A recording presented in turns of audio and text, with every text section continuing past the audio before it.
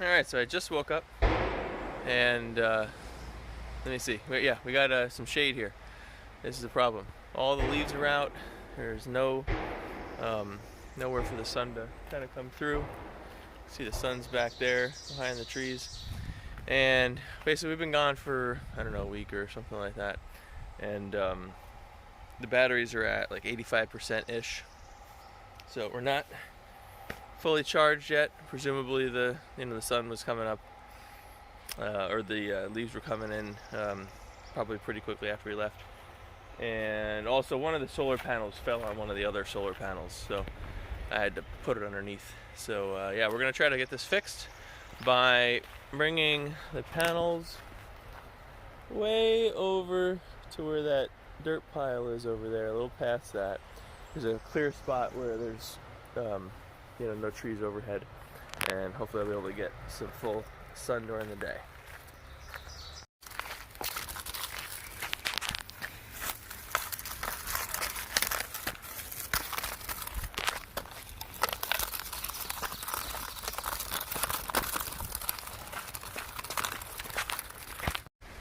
And I'm just out here for a walk with my dog. It's been several hours since the last clip. I did my work day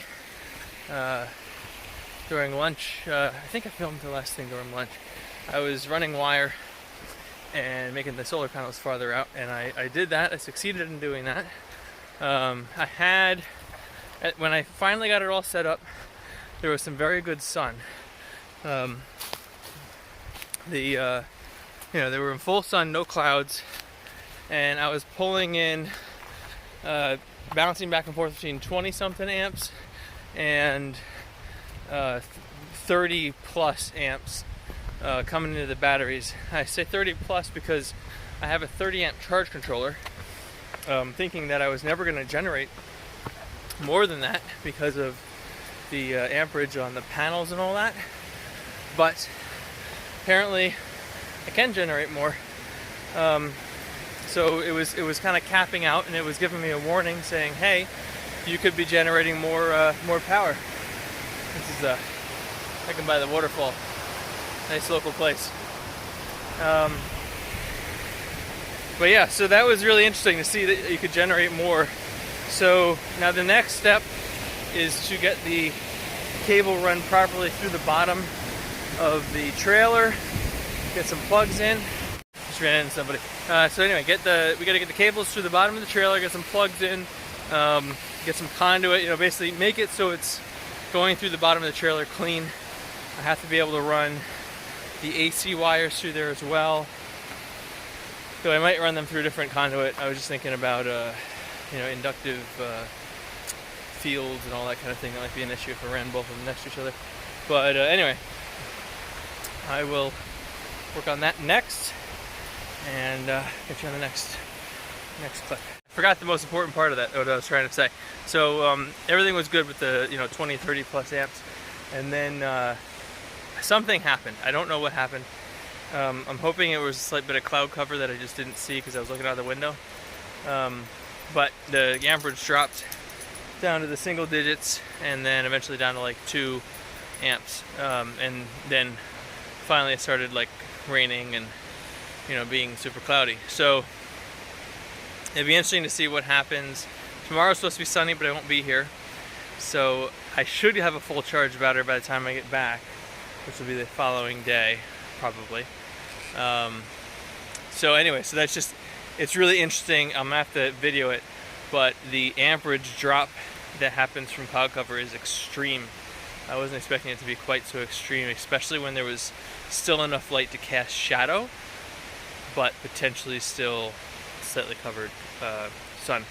So I gotta run some experiments on that one. Alright, so I figured out what I'm gonna do. This is many days since the last clip. So I got the batteries here. Solar charger is gonna be hanging out in this general area.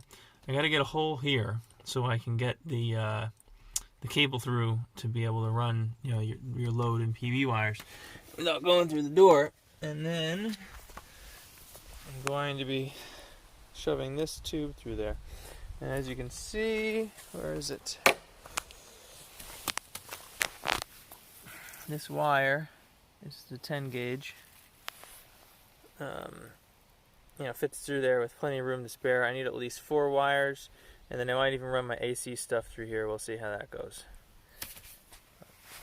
I got a nice little angle, 90 degree in order to do it. And I gotta get this drill to run, because it's corded, off of this tiny little car converter thing. And there's a nice little tick I just found. So many ticks around here. Okay, well, the AC thing, it's strong enough to turn it when it's not under load, but as soon as the bit got into the wood and started to really do some work, it can't handle it. So I got to figure out something else here. Okay, so here's what I'm gonna do. So I have my AC converter, the real one, here. It's not wired up at all. I think I have all the wires I would need to at least temporarily hook it up so I could run my drill. My batteries are fully charged, so that should be fine. The one thing I'd be a little bit uncertain about is the grounding wire. I guess I could run a temporary out the hole. I'll run a temporary grounding wire out and I'll tape it to the what do you call it, the chassis, so that I can run that, and then I should have enough power. Then I can get my holes and then wire it for real, so it's not all weird. Okay, moment of truth. I have this admittedly pretty messy in terms of like the wiring organization, but I got the what is it called, converter thing.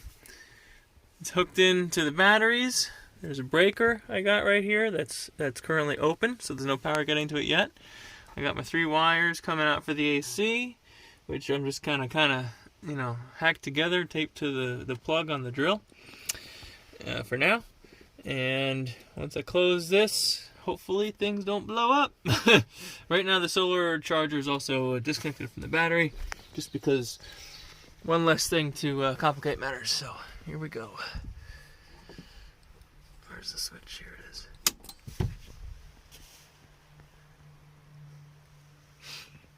Don't hear anything. Don't smell anything. Oh, the switch is also off still on that.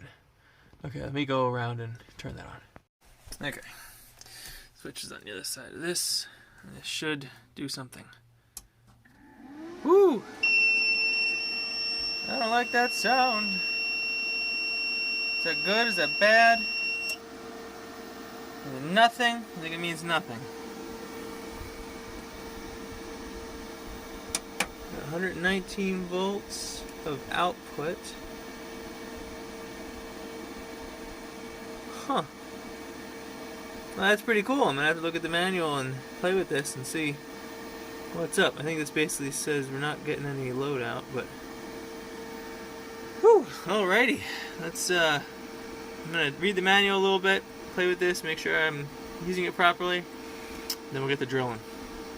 Alrighty. Moment of truth. Does this work? Woohoo! There we go. We're in business.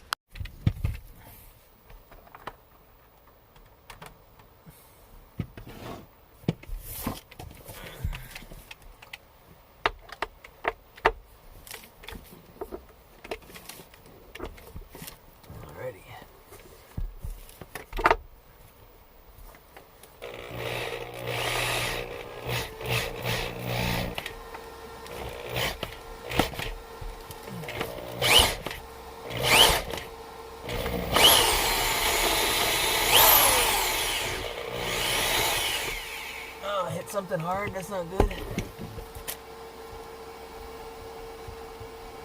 What is it?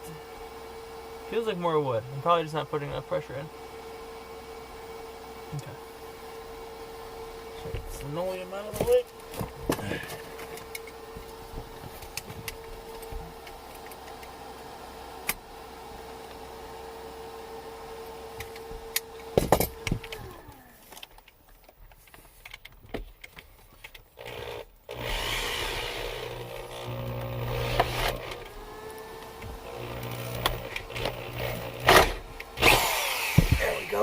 here through. Okay. I can feel the insulation underneath. And I just busted through something else. Let's see if I can see anything on the bottom. Oops.